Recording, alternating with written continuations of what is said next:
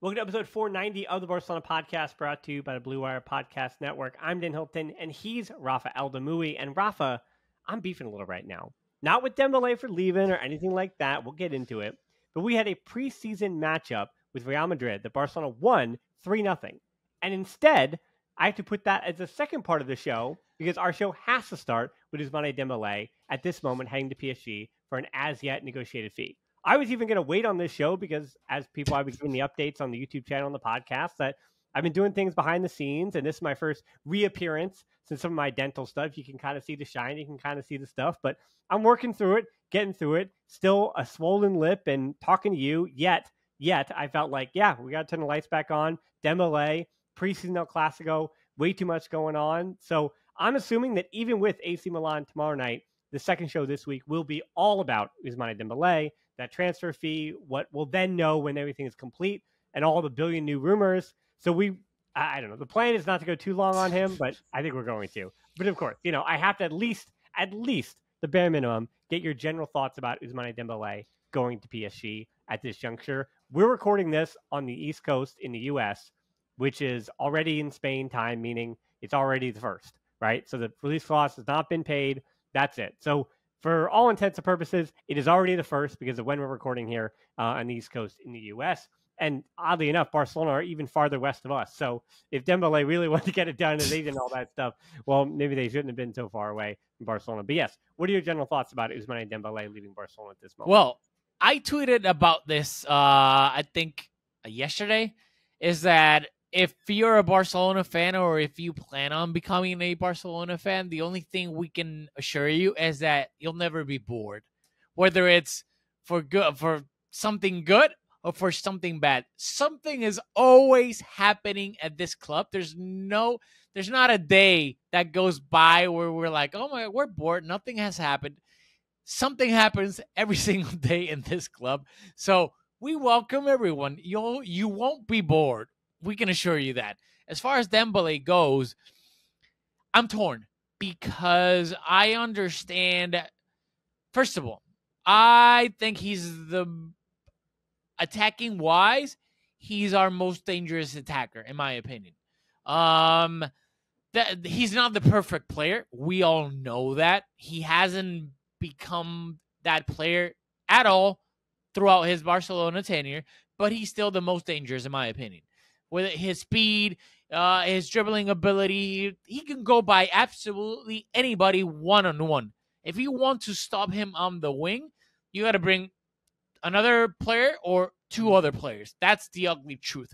Then his end product, we can analyze that for an entire year. Sometimes he looks like he's a finished product, and other times he looks like he hasn't learned anything at all whatsoever. So I get it. He's like Dr. Jekyll and Mr. Hyde with his end product. I get it.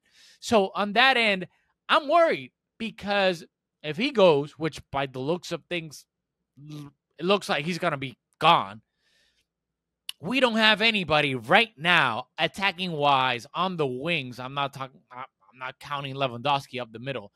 On the wings, whether it's Rafinha, Ferran, Ansu, Abde, in my opinion, is the closest thing we have in one-on-one ability of going by somebody and being able to create havoc. Because Rafinha, we all know he can't go by anybody.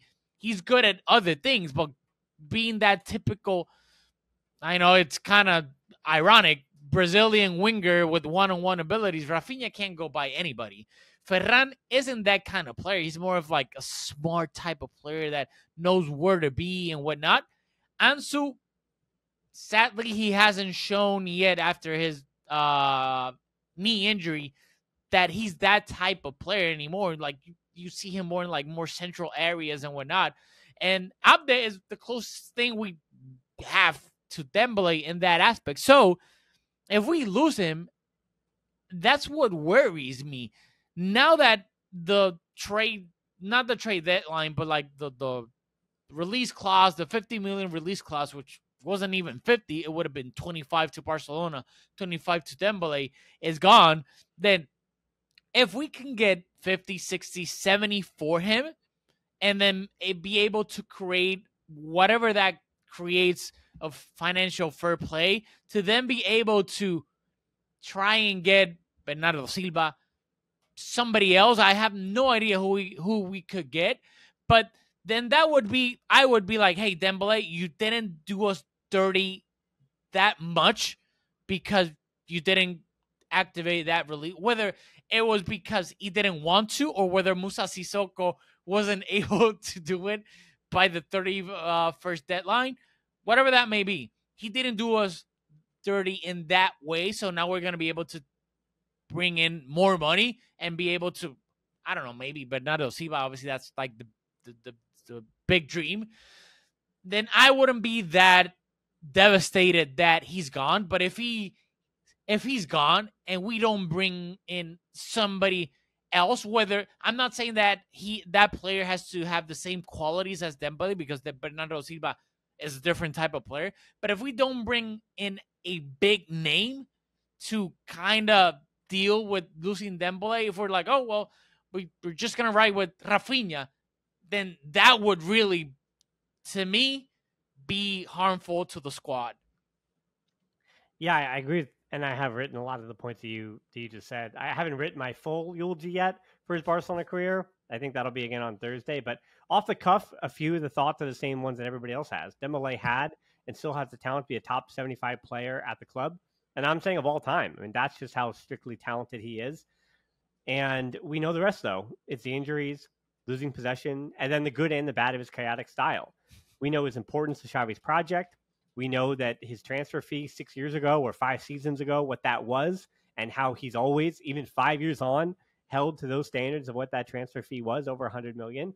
And again, now that he's been around for so long and he's so polarizing, I don't think that I have an opinion that would be novel to anybody, other than maybe pointing out the obvious, which I think sometimes with Dembele, we get so stuck into our personal opinions of him that we kind of forget what he means to the macro sense to Barcelona and all that stuff. So just like Busquets, I think thinking of Dembele as a functional role instead of actually seeing him is the way that you understand what Barcelona will look like without him, if that makes any sense. So just think of him. What is his role? What is his job? What is Xavi? Why is he so important to Xavi's project? And what is now leaving that won't be replaced? What that is a player on the right who will command constant double teams, as you said. A player who is unpredictable with both of his feet, two-footed. That has been essential. And when he's at his best, that is an essential quality he has. And most importantly, as you also mentioned, a player who draws out that back line with his threat, even on the touchline. So as in getting to the sideline, all the way to that touchline and bringing that extra help, because those 4 to 5 to 6 to 10 yards that left center back has to come over, that opens up space for everybody else. And a player on his day who can deliver some good assists as well. He's probably been, since Messi left, the best assist giver, even if those numbers don't really back up his natural innate ability, because again, injuries, all that stuff. And Xavi will need to adapt without that player now. Ironically enough, even though he plays on the left, as you mentioned, Abde, again, who's a left winger, is the top tier. I think he's up there of the young wingers who can do a lot of those things.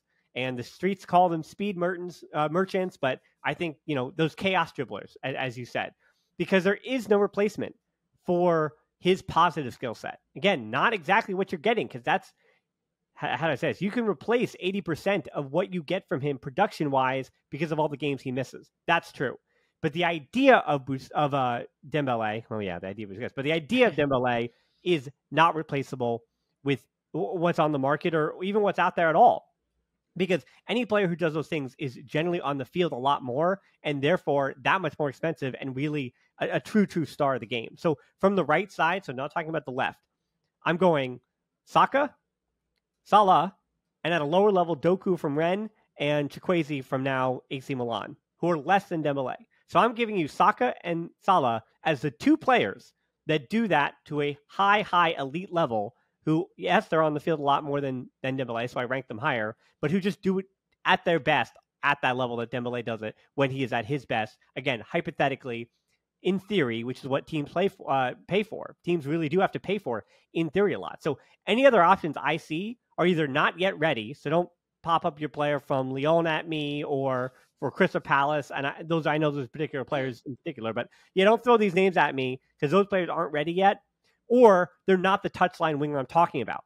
So those players that are coming inside, things like that, that's not who I'm talking about. Even Bernardo Silva means a change in the way that Xavi sets up his ideal right winger situation with Balde coming in on the left and that inside forward on the left, either Gabi or even Ansu or Ferran Torres coming out the left.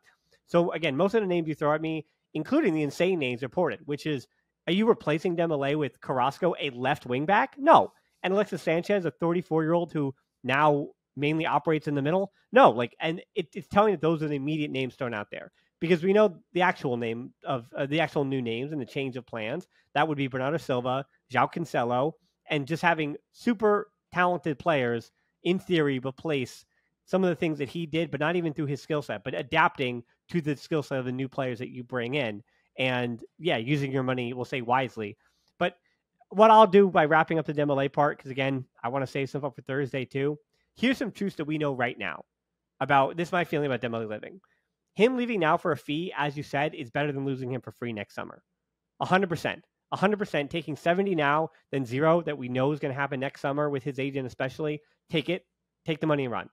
Lewandowski is my big worry with Dembele gone. I don't think anyone is going to suffer without Dembele more than Lewandowski is, because his injury, that being Dembele's in the second half of the season, and Lewandowski's supposed drop in form in his back injury perfectly coincide with one another. Perfectly. Thirdly, Lamine Yamal. Nobody is mentioning him because it's too early to mention him. He just turned 16. I know that. But Rafinha, Ferran Torres, and then in case of emergency, Lamine Yamal as your 3 right wingers, I think that is more than good enough to again win the Liga and continue to push this project forward with the players that you brought in Gundogan, in what Vitor Roque should do for you, Oromeu is a different thing with the Busquets conversation, but you get my point. Bringing in the additions that you did, Inigo Martinez too, and then just keeping Rafinha, Ferran Torres, and Lamine Yamal as your quote-unquote 3 wingers, I think is good enough. And then with 50 million or more, the thing about selling players, I know 43 million for salary is what we're hearing in terms of the financial fair play that Barca will have. But remember, they still need to register their new signings, as well as extensions for Ronald Araujo, Sergio Roberto, Marcos Alonso, Inaki Peña, and Alejandro Balde. And that is why last week there was that whole rumor about 100 million euros about coming in from Qatar to help Barcelona really push forward FFP and to make sure they get all their transfer stuff done without any worries this summer. As well as, again, Vitor Roque. I still expect him to come in January. I don't think that's going to change regardless of the Dembele situation. But you get my point. That I think at some juncture, I'm not saying Barcelona to stand pat. Yeah, they should go out and get their right back. Now they have the money. If it's Fresneda, sure. Is it Cancelo? Sure. But go get your right back, because now you can afford to do so and fit him in financial fair play. And don't touch that right wing, because the market, that player doesn't exist. Not even to replace Dembele. But if you're going to buy someone like Bernardo Silva, then adapt your style. Adapt what's happening on that right wing to that player, as opposed to trying to find what he does well, that being Dembele, and replace that, because that is not going to happen. No, I agree, and that's why I mentioned Bernardo Silva, and I shout out to Julio. I was talking to Julio exactly about this. If we sign Bernardo Silva, we all know he's not in any way, shape, or form the same type of player as Dembele is. So whoever we sign, even let's throw out there a Joao Felix, just for the fun of things. Whoever we end up signing, if we sign somebody, then Xavi has that's part of his job, because now it's not like we're replacing the same type of player with Dembele, like you said, like a Doku, see Salah and Saka. We're not signing them, but imagine if we were able to. It's not like, okay, Dembele's gone, we're it's like dropping their Salah. Basically the same thing. No, so if we sign Bernardo Silva or Joao Felix, Xavi then that's part of his job. He's gonna have to the los muñequitos, like the little what's the word that I want to use? Like whatever. He's gonna have to fit everybody else, like the magic box that he talks about, like Romeo and Frenkie in the double pivot. In front of them, we saw Pedri, and obviously we're gonna talk about that a little bit later. But we saw Frenkie and Gundogan.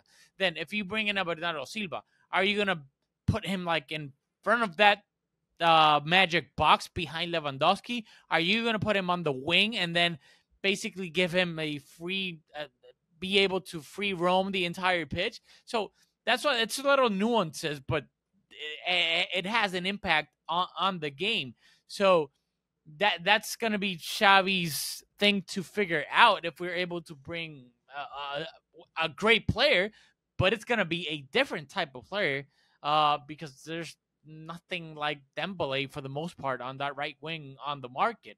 So that's what I'm worried about in a way, because even if you say like the right back position, which I do agree, we kind of do have the money, but my worry is we're not in a situation like we were back in the good old day where if we splashed 50, 40, 60, whatever, and gave a good amount of salary to a certain player and it didn't pan out, we had a safety net. We were money wasn't a problem. Financial fair play wasn't a problem. Now, when we do have money, whether it's a Ferran Torres or a Rafinha or now a right back situation, Mateo and Laporta, it can't be like they can't miss. Because if we miss when we're spending money, then we don't have that luxury of like, whatever, we can miss on this option. We'll just buy another right back next year. We can do it. Now we can't. And we're seeing that with Rafinha and Ferran. We splashed big on both of them. And I know the jury's still out on both of them. There's pros and like people are pro or anti Rafinha and Ferran.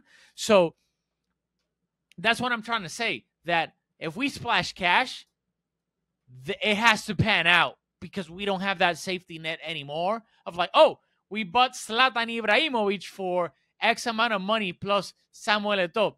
Don't worry. We'll ship him out for 25 because Messi needs to play in the middle. And then next year, we'll get David Villa for 50 or whatever. We don't have that luxury anymore. So that's what I'm worried about. That I do agree that we need a right back, but what's a realistic option? And I don't even want to say his name because of what's going on, but what's a quote unquote sure thing, a Dani Alves-esque right back signing that you're like, we're 90% sure that this guy is going to pan out? Right now, I don't think there's anyone in that aspect.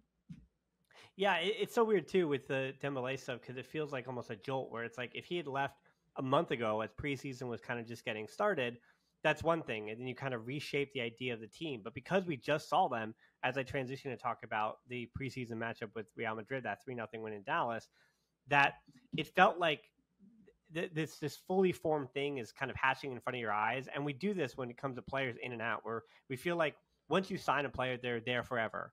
And once a player leaves, then obviously like their legacy is gone and whatever.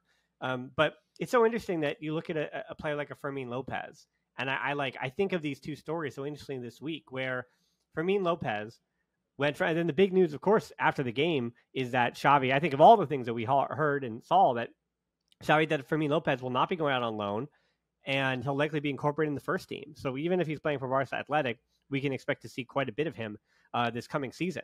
And that's so interesting because I kind of kept saying on the pod in the last few weeks that, like, whether not even Bernardo Silva, we know that that's like the kind of player that Xavi wants. He does want another, like, we'll say attacking number 10, like a player who is not a winger, not a center forward, and not even a João Felix, who I almost consider like a secondary forward. Like, we know he's up there on the front line, but where, I'm not really sure, right? There's Antoine Griezmann is the same thing. Somewhere like, there, exactly. Yeah, they're up there on the forward line. But Fermin Lopez is an attacking midfielder, right? And he is like almost a prototypical like number 10, if that position never really existed anymore. And that's where he played for Linares, and that was where he was essential in the third division last year with all those goals and things. So for us in a system like Barcelona, that obviously, we watched that Riquelme all those years ago, that they're no number 10s. They don't really surround you anymore. That's why James Rodriguez had his issues.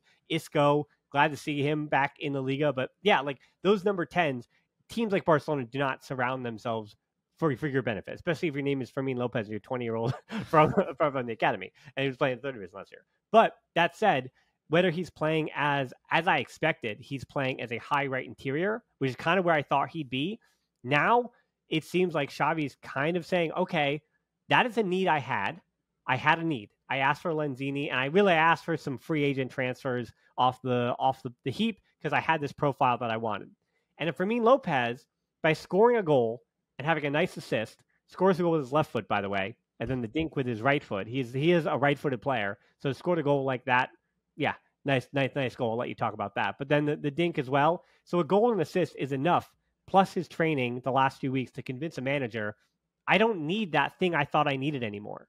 Like, I thought I needed to complete my squad with this attacking midfielder, but now I have that thing, and that thing exists. And so it is this weird thing where with Dembele leaving now, and having seen what we saw from Real Madrid, both Madrid and Barcelona were figuring some things out. They don't entirely know exactly. I think Barcelona generally, they won the Liga. It's a lot of the same squad. They generally know who they are and what they want to be. But what was telling to me from that game is that Real Madrid has not yet incorporated Jude Bellingham. They've yet to figure that diamond midfield out. They're still working through it. They hit the crossbar 5 times. They created way more chances than Barcelona did, and the scoreline is flattering for Barca. Yes. But you also saw what their path forward is.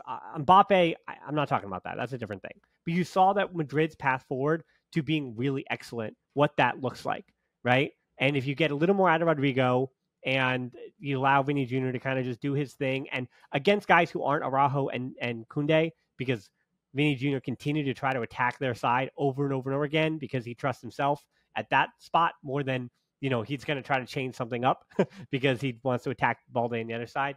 But my point is that you see Real Madrid's path forward is to how they're going to win the Liga, how that would work, how they would make it all make sense.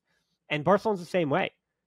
Gundogan, to me, looked like he was in a preseason. He didn't look like he had it figured out. Lewandowski, even though they're old Dortmund teammates, he didn't look like he had it figured out with Pedri, and certainly did not look like he had it figured out with Frenkie de Jong. So they were really working through some things. Against Arsenal, the heavy emphasis was clearly about the press and incorporating those new players and shaping them into Barcelona's defensive identity, which was mainly what they were last year, a 1-0, like, defensively sound team. That's how they won the Liga. I know, even though that's not how idealistically Barcelona should be. But as far as the attacking parts of things, we saw it against Real Madrid, how those progressions, and Xavi does want to allow Gundogan, especially with Bernardo Silva too. If you add guys like that, Pedri in another year, who are just so talented offensively, good things are going to happen. But that is going to take time. And you saw Barcelona against Real Madrid, how they win the Liga again and how they advance farther in the Champions League. And even without Dembele, I still believe that there are things in play as to allow that to happen. Even replacing Dembele with Rafinha in that 3-2-4-1, as we saw Rafinha do against Arsenal. We saw it, and it happened, and that that Rafinha can work out as enough of what Dembele does in this system that tries to get the best out of everybody. Because my only argument is the Balde to I'm much more worried about the Balde to Alonso drop off than I'm not kidding, than I am about Rafinha becoming Dembele. No, technically, like you said, even though I'd rather not have Rafinha, but I agree, like, the drop off from Dembele to Rafinha, I think it's substantial, but it's not insane. Like, you obviously, Balde is here, and Marcos Alonso is at the bottom of the barrel. So, and that was the problem. How many times that we talk about this last season? That was the entire problem with this squad throughout the entire team. That the drop off of quality from the starters to the substitutes was insane. Like, defense, midfield, forward line a little bit and whatnot. So that's the problem. I agree, especially like Real Madrid. I know it's the same thing, and I'm mad that they got Bellingham, because when he figures it out within the system, and if they do have a number 9, whether it's, I'm not counting Joselu, but when they have a real number 9 and Bellingham, I know that the potential of that. But that being said, as far as Barcelona goes, I'm gonna take, like, it's a very small sample, and I have no idea if Xavi will be able to recreate those first 5 minutes of Barcelona and the Clásico and be able, so that they're sustainable for, I don't know, 60, 70 minutes. I think that should be the goal. But Barcelona's first 5 minutes of that game, and this is from a Barcelona perspective. If you're a Real Madrid fan and you hear me talking about this, you're going to be like, what are you talking about? Those were 5 minutes. But if we're able to recreate those first 5 minutes, that was, and I know I may sound crazy, but those first 5 minutes were Barcelona Pep Guardiola-esque.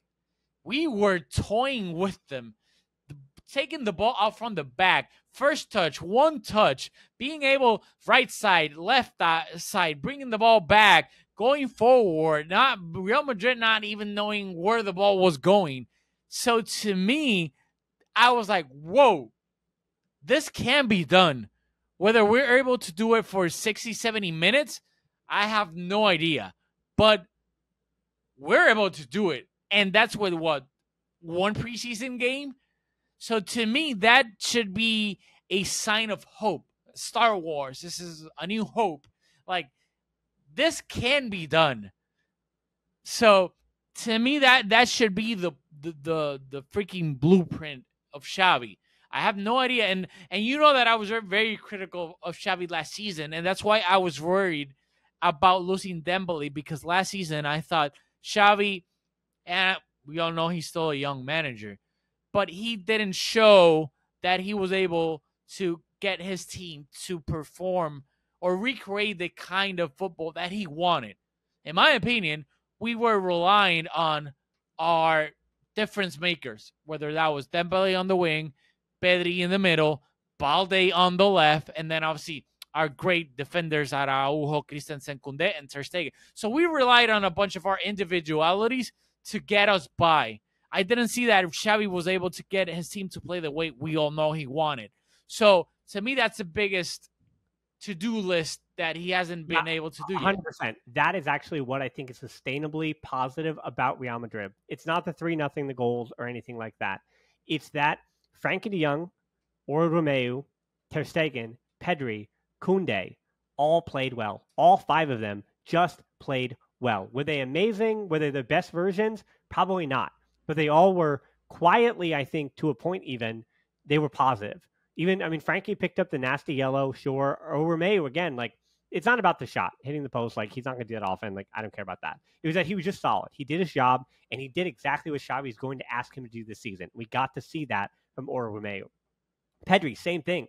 Didn't look like he was it still kind of looked like he was in preseason form. Still not entirely sharp. Still not entirely with it. But as you mentioned, in those first 5 minutes, he came out like a bat out of the hell, controlling the game and doing things at a high level. Have not seen Gabi yet in the preseason, which is positive.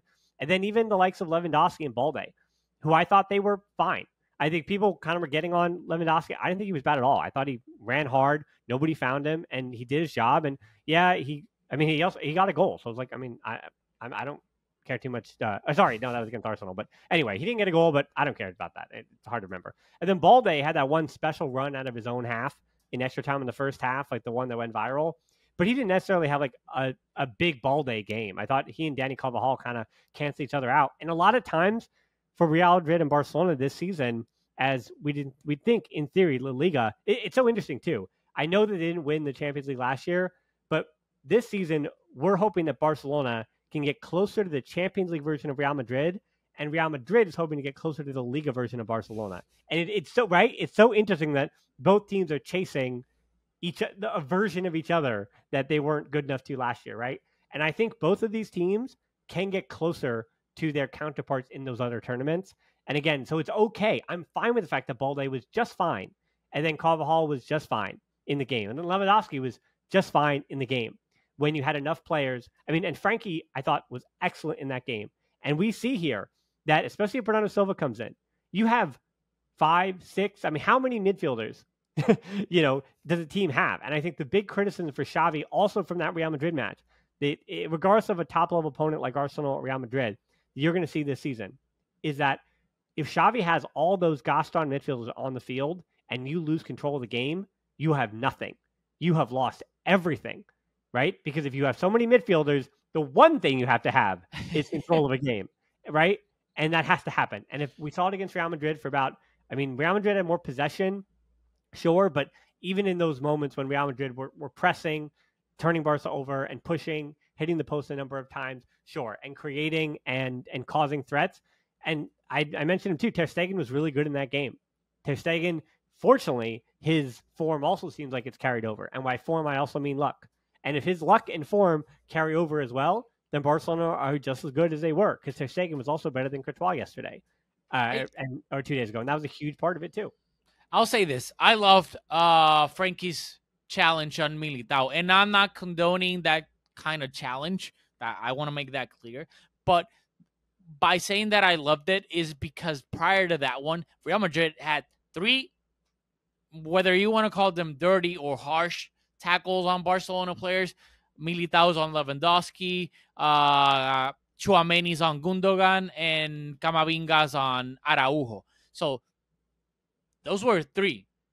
I'm tired of being like the good lamb. Like, enough of that. Like, you gotta stand up against them, because if not, they're just gonna try and do the same thing over and over and over again. And to see it from Frenkie, of all people, that if there's one thing that we've heard, like, criticism wise of Frenkie throughout the years, is that he's, I don't know, the prototypical like choir boy, like good boy, like he doesn't have that, like, even though physically he's a specimen, he doesn't have that like nastiness that needs to, like, a team needs to have in certain, not the entire time throughout the entire game, but in these specific moments where you're a like, he's a captain now, right? Third captain, yeah. Yeah, exactly. He's a third captain. So you need to stand up. Like, you can't have 3 nasty challenges on your guys.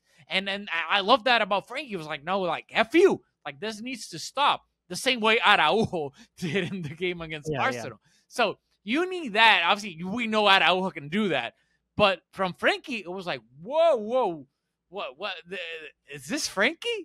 So that's one thing I loved about him. Yeah, I want to, before we move on, with Frenkie de Jong, I think what made him so excellent yesterday is you see that, again, we're talking a lot about replacing Busquets and that idea, right?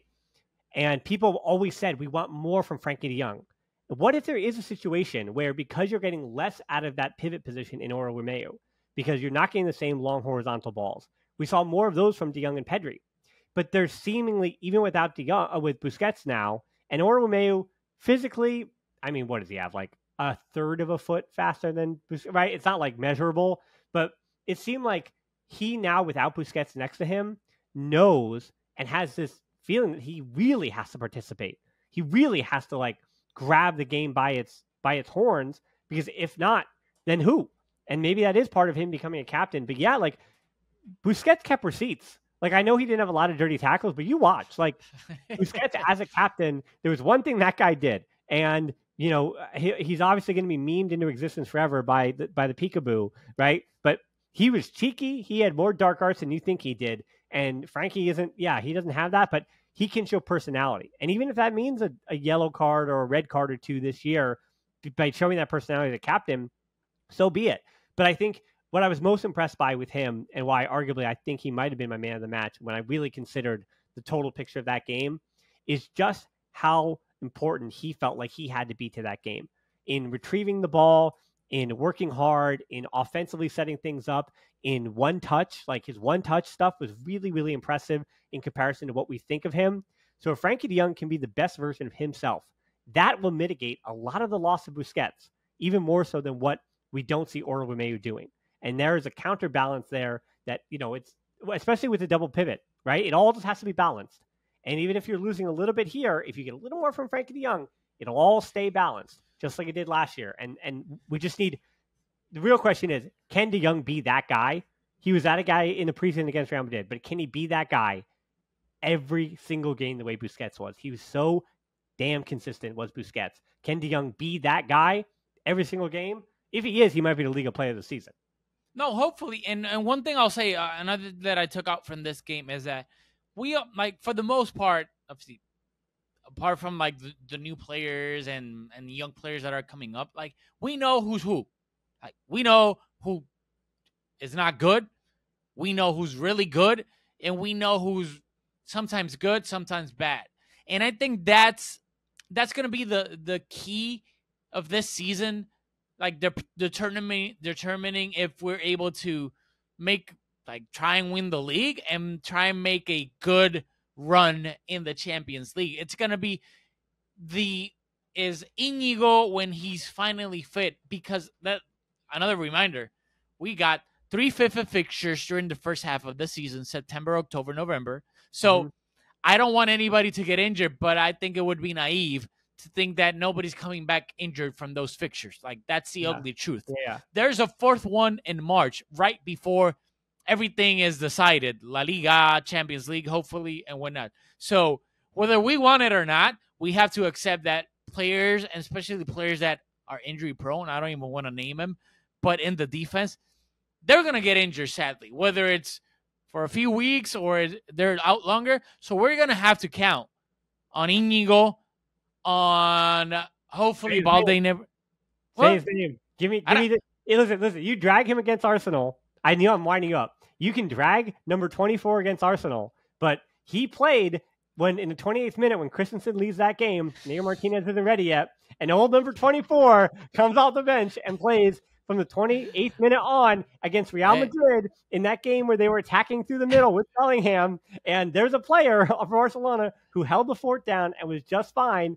And yeah, peekaboo, you're going to see him, Rafa. I disagree. I saw your video. I saw your last video, and I disagree. There were 2 plays by Rodrigo where he got bamboozled. Rodrigo literally blew by him. There was one in the first half, and we're talking about Eric Garcia.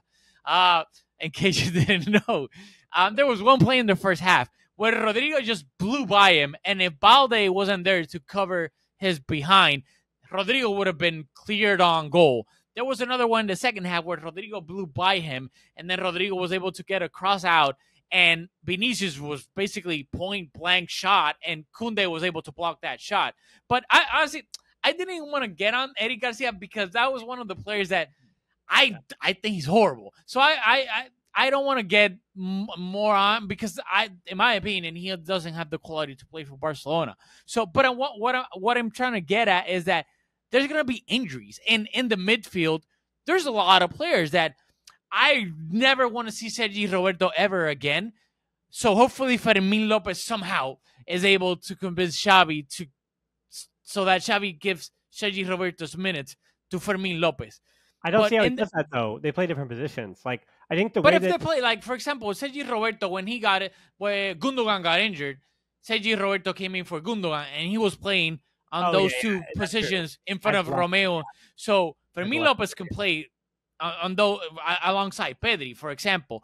But what I'm trying to get at is, to me, the key to this season is that in the back line, whether Christensen we know is injury prone, Araujo we know is injury prone, Íñigo we know is injury prone. But if Íñigo somehow, like, if we're somehow able to get lucky and not have 3 center backs get injured at the same time, I'm just hoping that Íñigo is able to provide that so that it lessens the gap, so that when Araujo, Koundé, or Christensen get injured, we don't have to rely on Eric or Marcos Alonso. So that Íñigo is able to be a happy medium. Then that's why I think we need to somehow get Joao Cancelo.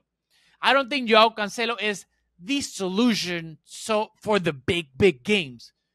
But Joao Cancelo is able to play as a right back and as a left back. And as you mentioned earlier, if Balde goes down, Lord give us strength, because Marcos Alonso is freaking horrible. And the drop of quality from Balde to Marcos Alonso is abysmal. So if somehow you're able to get Joao Cancelo and have him play right back, left back throughout the entire season, and Balde goes out, or whether you want to rest him, you can put Joao Cancelo on the left and we'll be fine for the most part. But if Balde goes down and we have to play Marcos Alonso and we have to play a big, important game, that is going to be a big problem. On the right, if Araujo or Koundé, they're makeshift right backs. They're not right backs. And if for some reason you got Íñigo and Christensen out, which is a possibility, that's not out of the realm of possibility, and you have to play, something's got to give them, because if you play Koundé and Araujo as center backs, then who the hell do you play as a right back? Sergi Roberto? That's going to be a problem. And then if you decide either Araujo or Koundé, is your right back, and the other one is the center back, and Eriksen or Inigo are out, then that means Marcos Alonso or Eric Garcia has to play, and that's a big problem. So by having Joao Cancelo, that's going to fix a lot of the problems, in my opinion, because of his versatility, whether it's as a right back or as a left back. So what I'm trying to get at, especially midfield and defense, somehow we need to figure this out before we're a month away from the trade deadline, Xavi, Laporta, Mateo, and company, so that there's going to be injuries. We have to accept that. What we need to fix somehow is that the drop of quality of our bench players isn't that steep as it was last season, because at the end of the day, that was the reason we were out in the group stage, because the drop of quality was enormous in the defense. I think this is, I mean, I'd love to continue to have these conversations, but I think it sums it up to like three big questions, right? One, how healthy will this team be? Because as you mentioned about those drop-offs, that's question number one. Because if this full starting 11, and now I think Barcelona go, about 14, 15 you trust deep? So can those 14 or 15 players stay healthy enough? Because that is enough players to get you trophies, 14 to 15 of that quality. And then part two of that is up top, how much you're getting with Dembele leaving out of the players that you know you have. Rafinha, if he does that same goal contributions they did last year, regardless of how they're coming, Barcelona will still win. But without Dembele, who again missed a ton of the season, Ansu and Fermin have got to be better. Like, there's no answer. If it doesn't matter about Lamine Yamal yet, Vitor Roca is coming in January, but Ansu and Ferran Torres are going to become a even bigger part of whether or not Barcelona are, especially in Europe, succeeding or not. And then again, the midfield is one of those things where I have very few questions. It was about replacing Busquets, but Frenkie or Romeu kind of helped me sleep well at night, saying, okay, if that is what it is, yes, one injury to one of those two. And now you're talking about Sergio Roberto as a defensive midfielder, and the alarm bells are ringing there, sure, with depth, but that goes back to question number one. And then question number three is, over the course of this season, can the players that are young, that are improving, continue to improve in a linear way? That's the last thing I'll say, is that Balde, we know the drop-off between him and Alonso, and he looks healthy and he looks good against Real Madrid, and he looks good against Arsenal too. But can he, over the course of a season, be consistent now that teams are kind of starting to figure him out? Can he be that good? Can Gavi take a step forward the way we expect him to do? Can Pedri really go from being, hey, that's a really great young player, and all the graphics on ESPN FC and all that stuff, they compare him to who? Like Bellingham and the other youngsters in world football. Can he go from one of the youngsters in world football, one of the best of that bunch, to one of the best midfielders in world football? Because that is the hardest jump to make, right? So can he go from Bellingham to Kevin De Bruyne, which does take time? You can't do that in one season. But obviously more winning is going to do just that. And the more games Barcelona win and the farther they go in Europe, the more that the pundits and the idiots who do set the narratives do make that a clear and apparent thing about how Pedri isn't just a great midfielder who's young, but he's a great midfielder for anybody in the game. And then again, even Lamine Yamal, how much can you put it on a 16-year-old? And if Xavi does lose Rafinha for any length of time, is it Ferran Torres as your starter on the right wing every single time? Or are you going to put Gundogan on the right wing? Or is it going to be Pedri as a right winger? Or is Gavi as the right winger? Or is it going to be Balde as a right winger with Koundé behind him? Right? Like, that's another option. And I think you're going to see things that you haven't thought about yet this season that are going to happen. And you just kind of have to expect that. So last word to you, Rafa, as again, we're like 24 hours away from another preseason match. And by that time, I'm assuming, because Frenkie played really well, he's going to be sold for 160 million euros. But then Barcelona is going to go out and I don't know who they're going to get, but maybe they'll buy into Miami. Don't bring Messi back, just buy into Miami. Look, you know that I'm the driver of the Ansu Fati bus, so that's one thing that I saw a little bit of positive glimpses against Arsenal. So I'm really hoping, because like you said, we're gonna, by the looks of things, next time I'm on this podcast, Dembele won't be a Barcelona player.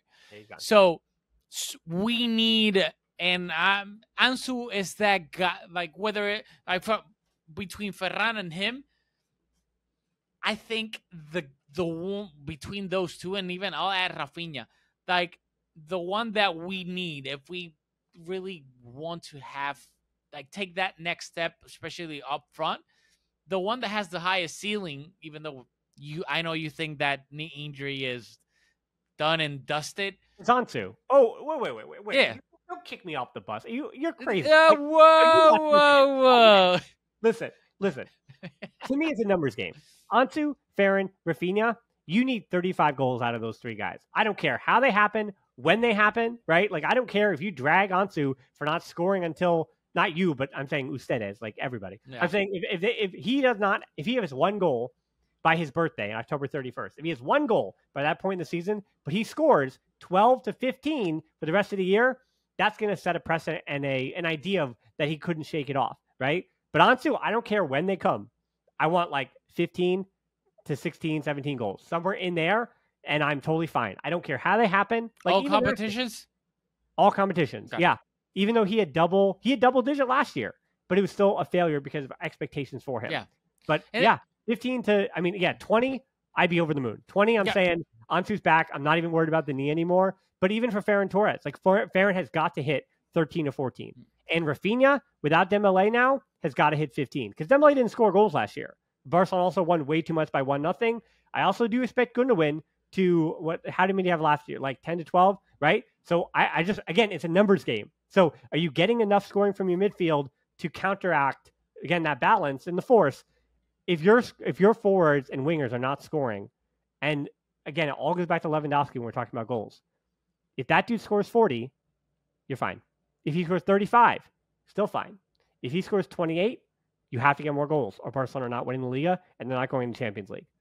I mean, and that's what it is. It's about Lewandowski, how many goals that guy going to put in, and then you fill in the rest of the numbers down. And I'm going to do that later. I'm going to give my predictions. Like, we still have time for that. So I don't know. I'm not jumping too much. And I think that the key to Lewandowski will be how much service he gets. Like, let's not forget, like, he was used to playing with freaking Bayern Munich. He was getting service from the left, from the right, from both wingers, from behind him, Müller creating spaces for him, from even Alphonso Davies as a left back. Like, he was getting service from the left, from the right, from the middle, everywhere. So if we're able to somehow, not recreate the exact same thing, but if we're able to get service to Lewandowski, I have no doubt whatsoever that he'll be able to get up there, whether it's 30, 35, and that'll be key. And I completely agree with you what you said. Like, it's no coincidence that we lost Dembele for the most part of the second half of the season. We went to that 4-4-2-ish, whether Xavi wants to admit it or not, formation to, in my opinion, protect more Busquets than Lewandowski. And I think it's no coincidence that was also a drop-off in production from Lewandowski. So, again, what I'm trying to get at is that out of those three, Ferran, Rafinha, and Ansu, Ansu he has the it factor. Like, I think Ferran and Rafinha are more like system wingers in a way, but Ansu is he's capable of. We'll see if like he can do it like he used to before injury, hopefully. But he's a difference maker, right? When Ansu is Ansu, he's that guy. He pulls out the Harry Potter wand and he's able to create something out of nothing, unlike Rafinha and Ferran for the most part. So that's why up top, to me, that's what I wanted to finish with. That I still, whether it's blind hope, it could be. I'm not denying that. But I do think that up top, that could be a big, big difference maker, whether we get somehow, I'm not saying the exact same guy, but close to Ansu pre-injury.